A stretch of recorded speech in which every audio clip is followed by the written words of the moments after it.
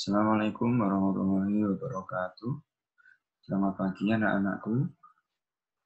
Saya harap kalian masih dalam keadaan sehat, dalam keadaan semangat untuk mengikuti pembelajaran pada pertemuan kali ini. Pada bulan Oktober minggu kedua saat ini ya anak-anak ya. Oke, untuk melanjutkan pembelajaran kemarin yang sudah kita laksanakan beberapa waktu lalu, kita sudah belajar mengenai fungsi kuadrat, yaitu apakah fungsi kuadrat itu tentang bentuk persamaan kuadrat, bentuk fungsi kuadrat, karena untuk bab selanjutnya ini, pada bab yang kita pelajari saat ini, yang kita pelajari adalah fungsi kuadrat, yang sebelumnya itu adalah materi persamaan kuadrat. Nah, saat ini kita menginjak materi fungsi kuadrat. Kemarin kita sudah belajar mengenai bentuk fungsi kuadrat. Nah, sudah kita pelajari bahwa fungsi kuadrat itu memiliki beberapa unsur. Yang pertama yang harus dimiliki adalah unsur variabel berderajat 2. Lalu ada unsur variabel yang berderajat 1 dan ada konstanta. Nah, yang paling penting di dalam fungsi kuadrat itu adalah terdapat atau di situ ada variabel yang memiliki derajat 2 atau yang berpangkat 2. Karena kalau sebuah fungsi kuadrat tidak memiliki variabel yang berderajat 2, maka itu bukan fungsi kuadrat. Oke. Maka dari itu yang harus kita pahami bahwa fungsi kuadrat itu harus memiliki variabel yang berderajat 2. Seperti itu.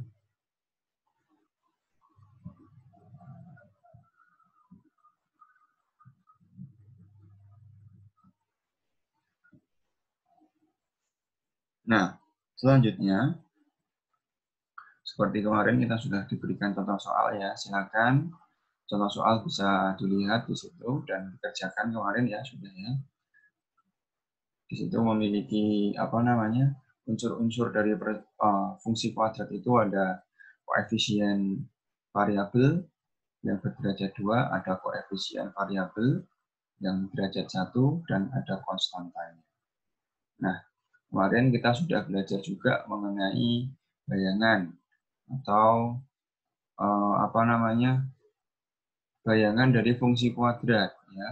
Apabila kita masukkan, di situ kan terdapat fx ya. Fx itu bisa kita simpulkan dengan y. Nah, dalam fx itu nanti akan diperoleh bayangan. Misalkan kita menginputkan x-nya itu 1, maka kita ubah fungsi kuadrat tadi yang memiliki variabel x kita ganti dengan 1 semua dan akan diperoleh bayangannya yaitu berupa y. Jadi sama dengan misalkan fx tadi kita masukkan 1 maka bisa saja 3 karena dalam fungsi kuadrat tersebut x kuadrat ditambah 2 begitu kan bisa menjadi 1 kuadrat ditambah 2 maka hasilnya adalah 3. Itu adalah untuk mencari bayangan fungsi kuadrat yang notabene itu nanti akan kita gunakan untuk menggambar grafik fungsi kuadrat. Karena kita membutuhkan titik-titik koordinat yang sudah kita peroleh dari nilai yang diperoleh dari variabel x dan variabel y. Atau nanti kita buat menjadi sebuah grafik fungsi kuadrat. Nah, selanjutnya kita akan menginjak ke materi selanjutnya yaitu grafik fungsi kuadrat. Nah, untuk grafik fungsi kuadrat bisa kita baca bahwa di dalam grafik fungsi tersebut akan terbentuk kurva. Ini ya, terbentuk kurva.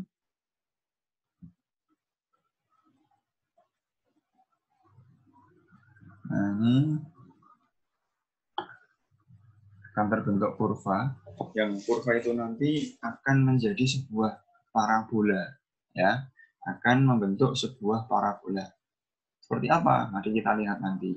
Nah, nanti terdapat titik potong grafik sumbu X. Ya. Kemudian ada titik potong grafik dengan sumbu Y. Lalu ada sumbu simetri fungsi dan ada titik puncak. Titik puncak karena nanti akan membentuk sebuah kurva fungsi kuadrat yang berupa parabola. Parabola itu nanti bentuknya seperti ini. Bisa seperti ini, bisa seperti ini. Nah, nanti titik balik atau titik ekstrim atau titik puncak itu berada di sini. Nah, berada di sini. Nah, nanti dua kondisi ini akan memiliki fungsi yang berbeda. Nanti akan kita ketahui setelah ini. Oke, selanjutnya kita hapus saja.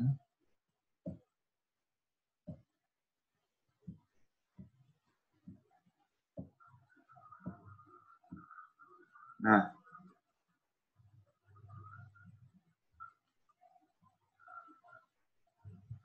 kita lanjut di sini.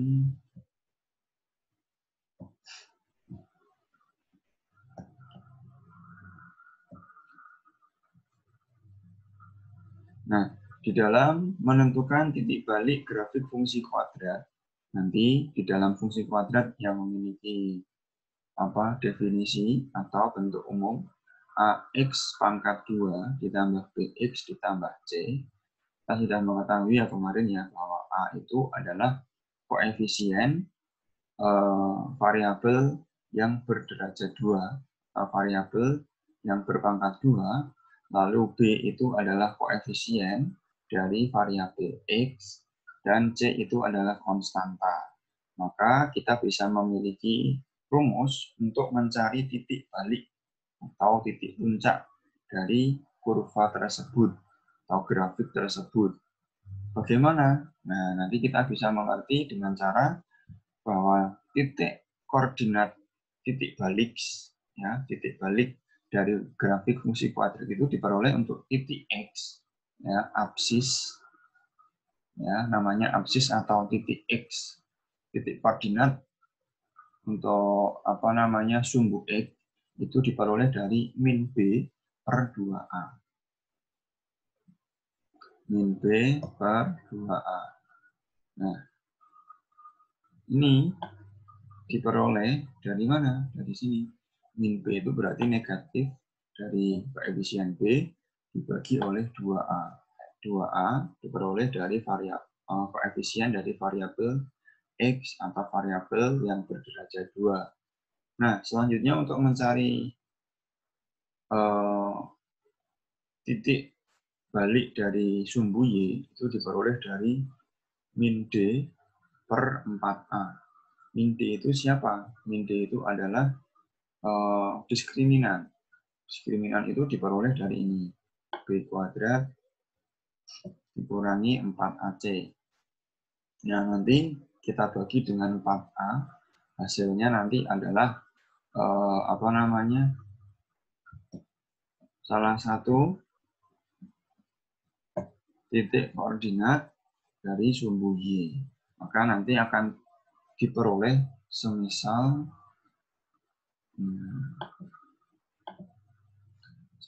ya, nanti titik balik fungsi kuadrat.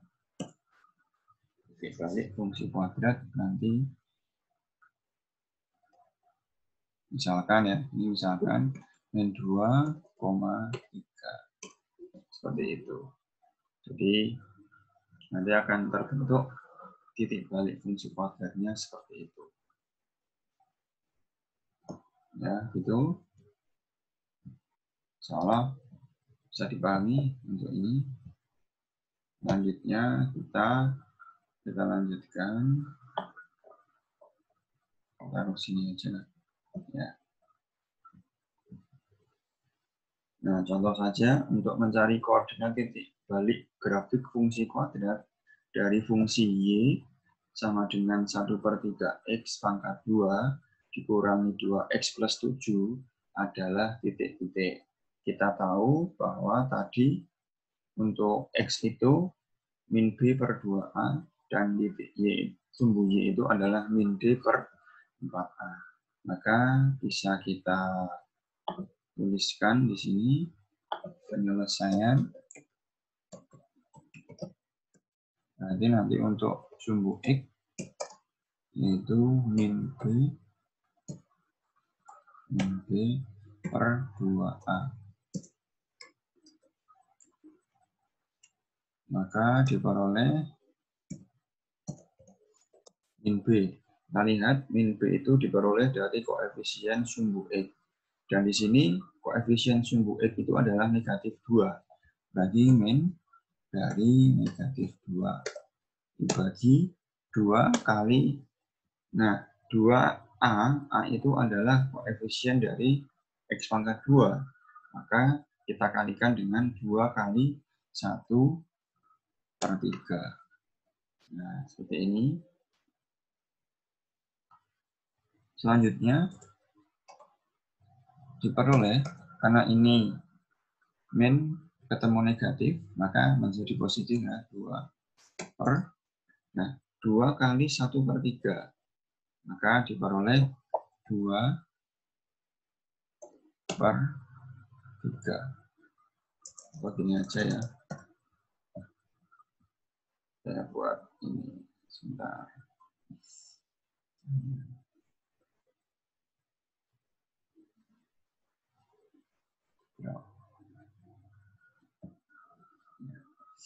Nanti 2/3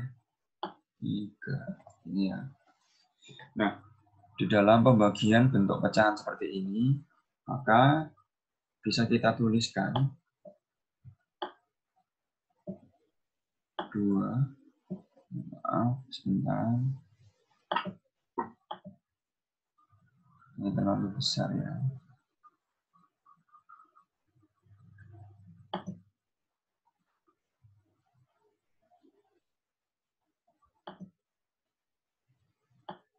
Dua kali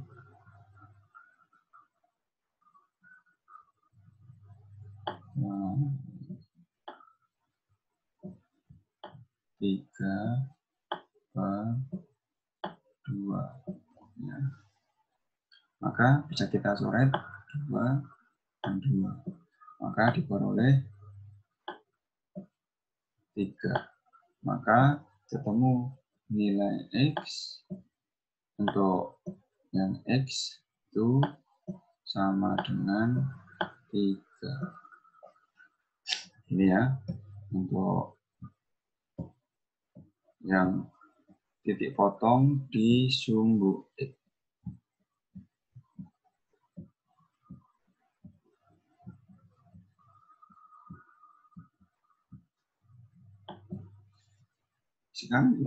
Sekarang kita akan mencari titik potong di sumbu Y. Sumbu Y itu diperoleh dari min D dibagi 4A. Ini ya.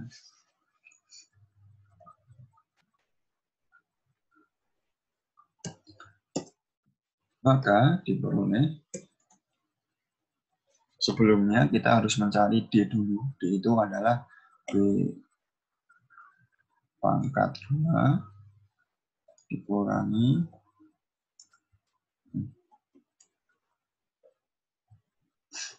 ya,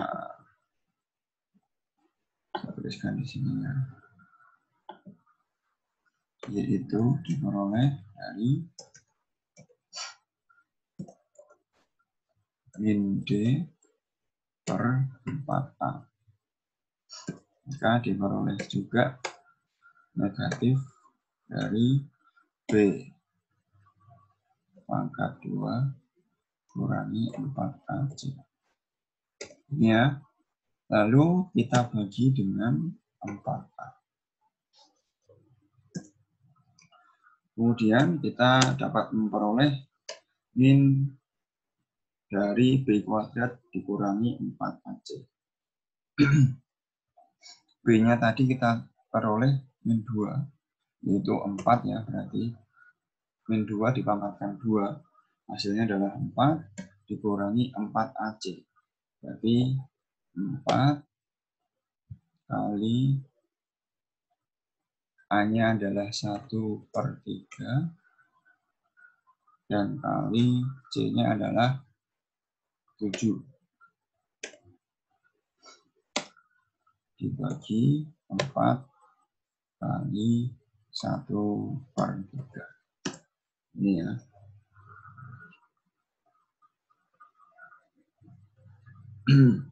Maka nanti diperoleh, ini kita tuliskan di sini,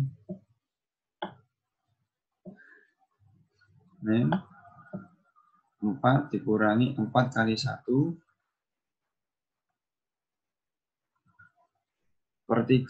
ya. Jadi 4 dikurangi 4 kali 1/3 kali 7. 4 kali 1, 4 kali 7, 28/3 dibagi 4/3. Ya. Lalu selanjutnya, kita samakan penyebutnya agar bisa disamakan. Maka menjadi 4 kali 3 yaitu 12 ya. 12/3 dikurangi 28/3. Ini. Lalu kita kurangkan, hasilnya adalah 12 dikurangi 28, hasilnya adalah min 16.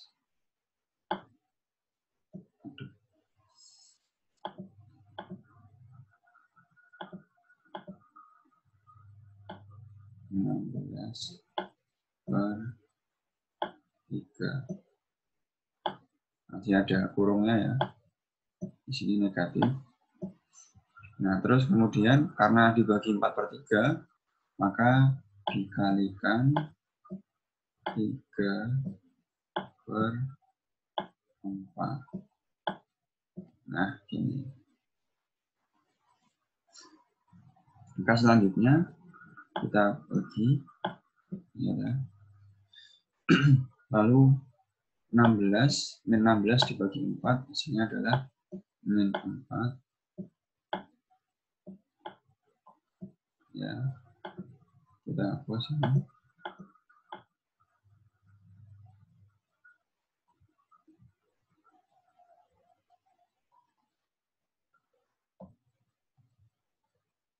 Maka diperoleh, kita pakai teks saja di sini, min dari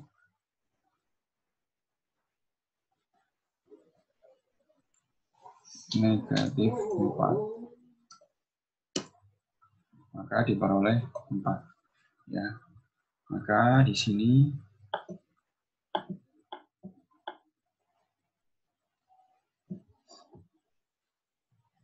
ketemu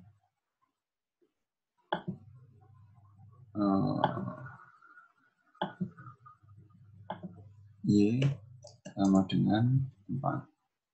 Ini. Maka X sama dengan 3 dan Y sama dengan 4. Maka titik potongnya di situ ada, jawabannya adalah A. Ini ya. 3,4 titik potong, titik balik grafik fungsi dari Y 1/3 X pangkat 2 dikurangi 2X ditambah 7. Seperti itu. Kita hapus.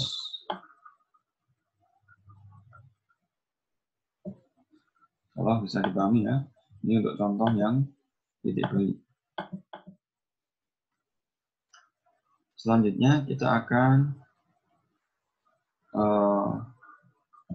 membahas mengenai ini. menggambar sketsa grafik fungsi kuadrat.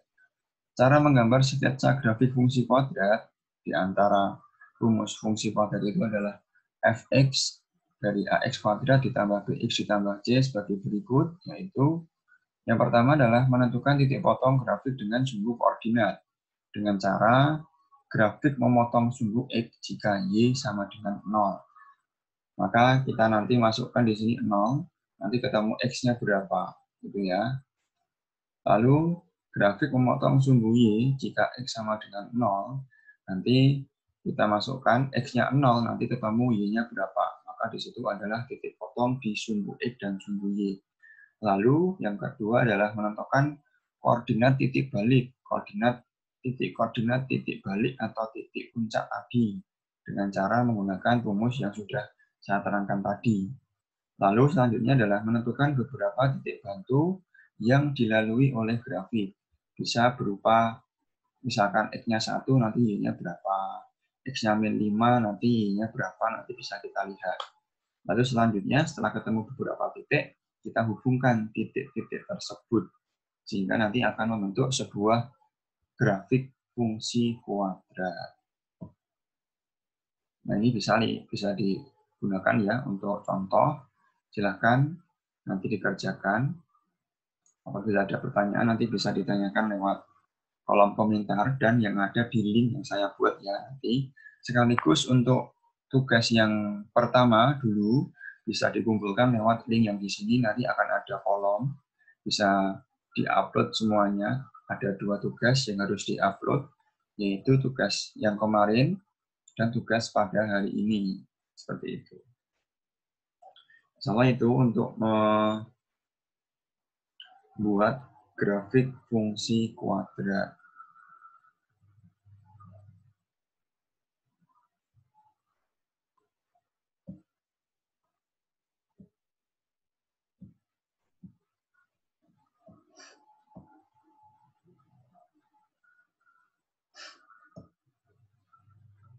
Nah, selanjutnya kita akan membahas mengenai sifat-sifat grafik fungsi kuadrat. Ada beberapa. Nanti fungsi kuadrat itu akan dipengaruhi oleh koefisien x pangkat 2. Lalu ada koefisien x pangkat 2 dan koefisien x. Lalu dipengaruhi oleh konstanta, dipengaruhi oleh diskriminan, dan dipengaruhi oleh x pangkat 2 dan diskriminannya. Mari kita lihat satu-satu. Nah, bisa kita baca sendiri bahwa untuk koefisien x pangkat 2 itu nanti akan berakibat apabila koefisien x pangkat 2 atau A yang kita sebut dengan A itu positif, maka nanti akan terbuka ke atas. Jadi, grafik tersebut dipastikan akan terbuka ke atas. Seperti ini. Nanti akan membentuk sebuah kurva yang terbuka ke atas. Namun, jika A itu kurang dari 0, bisa kita tuliskan A itu negatif, ya, maka nanti akan seperti ini. Nah, gini ya. Nah, ini untuk yang negatif akan terlungkup, tidak terbuka, tapi terbuka ke bawah. Seperti itu. Oke, selanjutnya. Nah, seperti ini ya. Apabila nilai A itu positif, maka akan terbuka ke atas. Nilai A negatif akan terbuka ke bawah. Selanjutnya dipengaruhi oleh koefisien. Koefisien X pangkat 2 dan koefisien X. Bisa kita baca sendiri. Nanti akan berakibat, nah, apabila kondisi seperti ini, jika koefisien X pangkat 2 atau A itu positif dan B-nya positif, maka akan terbuka ke atas dan titik puncak berada di kiri sumbu Y. Di kiri sumbu Y berarti bisa kita lihat di sini ya. Nah, berada di sini. Apabila nilai A itu positif dan B negatif, maka akan berada di sebelah kanan sumbu Y. Tapi apabila X pangkat 2 itu positif, ya, dan nilai B-nya 0, maka nanti akan berada di atas dan tidak berada di sebelah kiri atau sebelah kanan sumbu Y, tapi di tengah-tengahnya.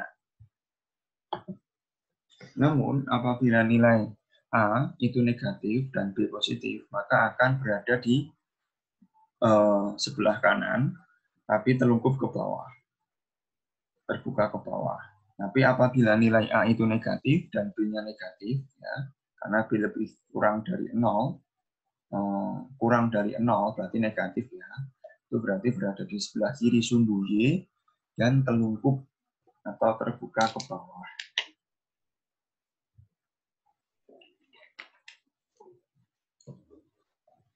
Itu adalah beberapa hal yang dipengaruhi oleh unsur-unsur yang ada di fungsi kuadrat.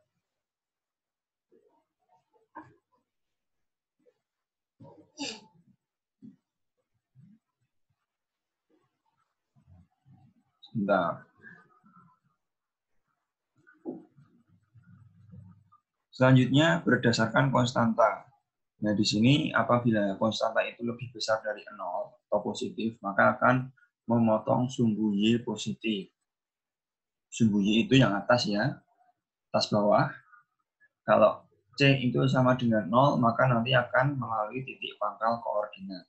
Lalu apabila C itu kurang dari 0 atau negatif, maka nanti memotong sumbu Y negatif. Maka bentuknya seperti ini.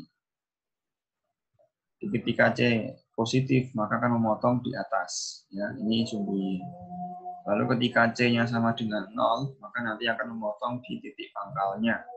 Lalu ketika C-nya kurang dari 0 atau negatif, maka nanti akan memotong di bawah.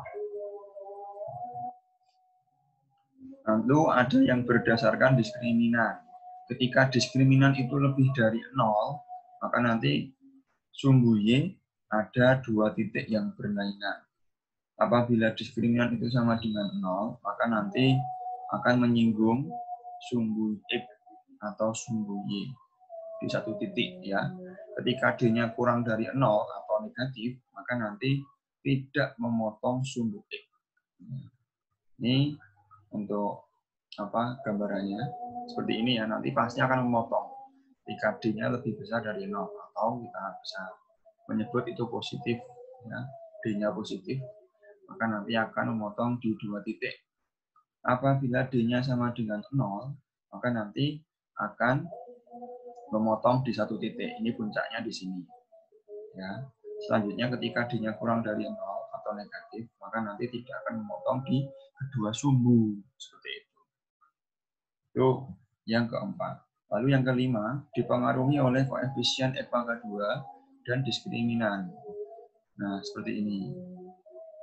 Bisa kita lihat ya, kondisinya ketika ada koefisien dari sumbu X kuadrat itu positif dan diskriminan itu negatif, maka nanti grafik terbuka ke atas dan tidak memotong atau tidak menyinggung sumbu X. Grafik semacam ini disebut grafik definit positif. Nah, bisa diingat-ingat ya. Lalu jika A-nya negatif, A kurang dari 0, dan diskriminan kurang dari 0, nanti akan terbuka ke bawah dan tidak memotong sumbu X. Nah, maka disebut definit negatif. Nah, seperti ini keadaannya.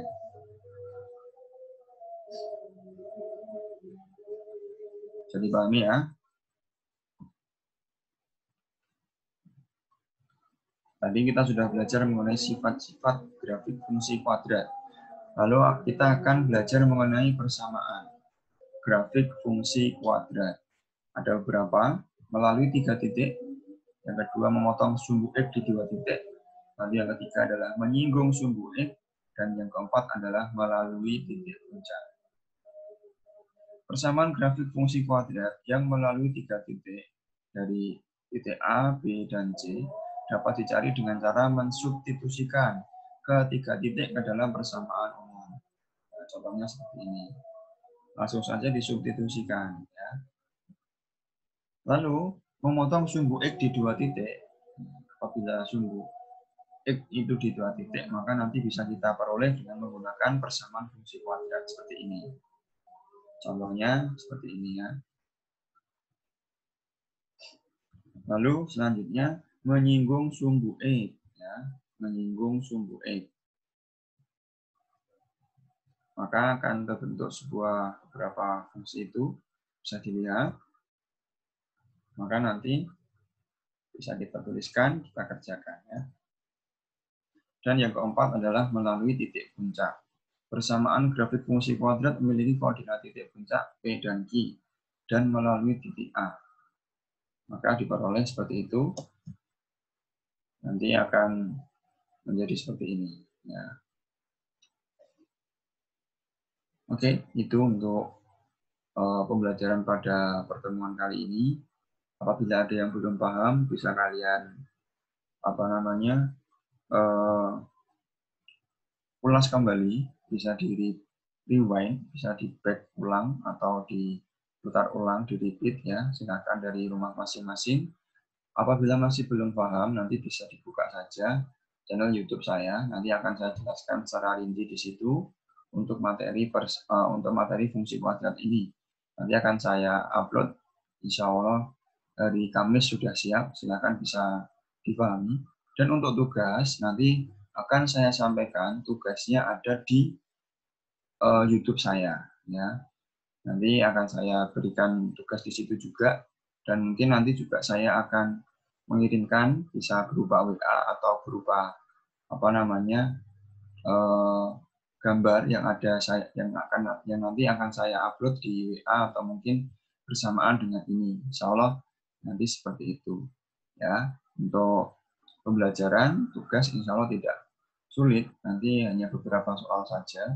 Silakan bisa dikerjakan dan dimaksimalkan dengan baik, dipelajari dengan baik, dan insya Allah nanti untuk kedepannya materi akan kita ulas kembali. Selanjutnya akan ada ulangan ya untuk kuis. Insya Allah bisa seperti itu. Silakan bisa dimaksimalkan ya. Alhamdulillah jazakumullah. Semoga Allah memberikan manfaat dan barokah, memberikan kelancaran, kebarokahan, selalu taati protokol kesehatan ya. Dan tidak lama lagi insya Allah kita akan berjumpa di sekolah di kelas 9. Seperti yang sudah saya sampaikan tadi di dalam pertemuan rapat komite ya. Bagi kalian yang mengikuti bisa memahami, dan apabila kalian yang belum mengikuti rapat komite tadi bisa dibuka saja di YouTube SMP Budi Utomo SK. Nanti bisa kalian amati kembali video ulangan atau record dari rapat komite yang ada di SMP Budi Utomo Surakarta. Insya Allah itu bagi untuk pertemuan pada kali ini. Insya Allah saya cukupi sekian dulu dan akan kita lanjutkan pada pertemuan berikutnya. Jazakumullah khairan. Assalamualaikum warahmatullahi wabarakatuh.